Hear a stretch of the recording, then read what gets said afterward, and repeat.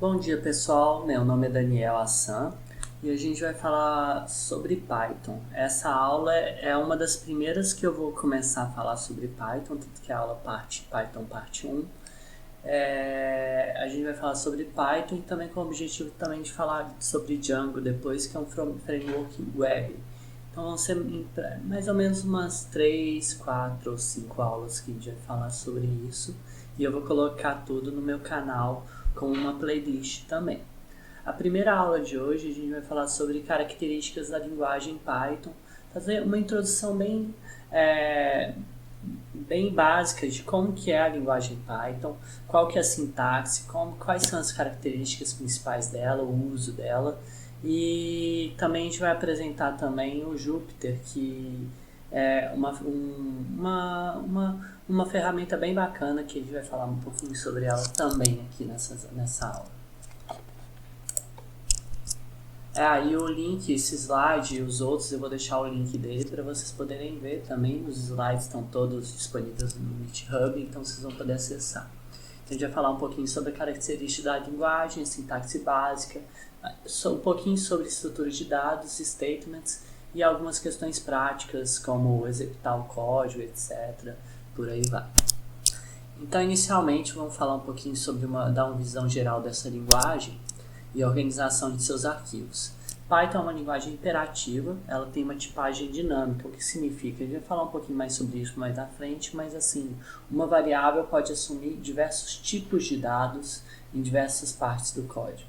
Ela é multiplataforma, uma coisa bem interessante também, e eu acho que um dos grandes motivos do sucesso dela é justamente a sintaxe sucinta e a legibilidade dela, que ela é muito usada até para ensino também, porque por ela ser uma linguagem sucinta, ela é muito fácil de aprendizado também, então é muito interessante usar ela.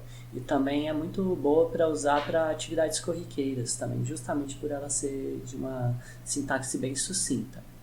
E, além de tudo, ela possibilita orientação a objetos. Ela não é uma linguagem só, você não pode fazer um programa totalmente sem orientação a objetos, mas também você pode usar orientação a objetos. Muita gente usa sem orientação a objeto, eu vejo o uso muito mais corriqueiro, principalmente dela não orientada a objeto, mas a orientação de objeto favorece muito a organização de códigos grandes, então vai ser interessante também na próxima parte da aula, né?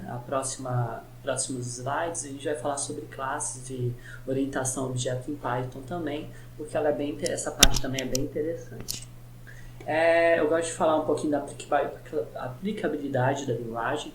Python é uma linguagem de propósito geral. Ela é muito usada para desenvolvimento web. A gente tem o framework Django, que a gente vai falar sobre ele em próximas aulas, e o Pyramid, e computação científica e métodos numéricos com entre aspas, a modinha, né? Mas assim, a parte de aprendizagem de máquina que virou tão em alta agora, é muito usado também em Python, porque tem bibliotecas muito boas e bibliotecas muito boas para trabalhar com matrizes, então por isso que ela é muito boa em métodos numéricos.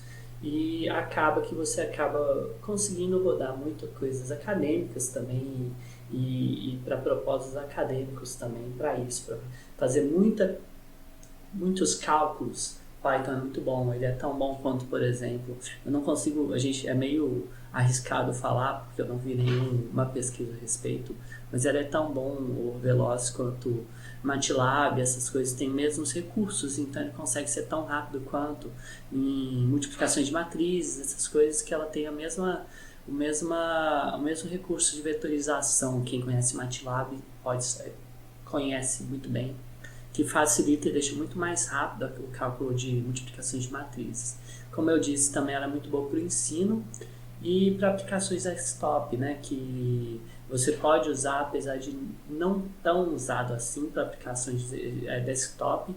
Existem algumas ferramentas de gerenciamento de software que também são usadas nisso, e também para uso corriqueiro. Às vezes você quer automatizar uma tarefa que você usa no dia a dia, como o Python é uma linguagem muito rápida e muito fácil de usar, muitas vezes as pessoas gostam de usar para usos corriqueiros. Aqui tem vários exemplos nesse link, quem quiser usar os slides vai poder acessar e entender mais. Eu me baseei nesses exemplos para fazer esse slide. Então, vamos pensar um pouquinho na descrição da linguagem, né, em como ela é formada, né? A linguagem, ela é baseada numa estrutura de diretórios, onde cada pasta é chamada de um pacote, muito bem como Java também usa a mesma coisa, mas diferentemente de Java, cada arquivo é considerado um módulo. E nesse módulo você pode ter vários recursos, esse módulo pode ter tantas classes, funções e variáveis, digamos, globais ao módulo. A gente vai ver muito bem isso também no código, etc.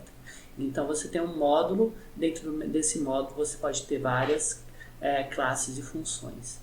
E você tem um pacote. Então, diferentemente, quem já veio de Java, diferentemente disso, você tem um pacote, e dentro do pacote você tem algo intermediário, que seria um módulo, que você poderia ter vários recursos. E dentro desse pacote, ou seja, dessa pasta que envolve os módulos, você tem esse arquivo init.py, que é carregado quando o pacote for chamado. É bem interessante que ele consegue fazer, às vezes, inicializar alguma variável, alguma coisa assim, do pacote todo. Então é bem interessante esse init.py. Inicialmente ele é criado vazio para isso.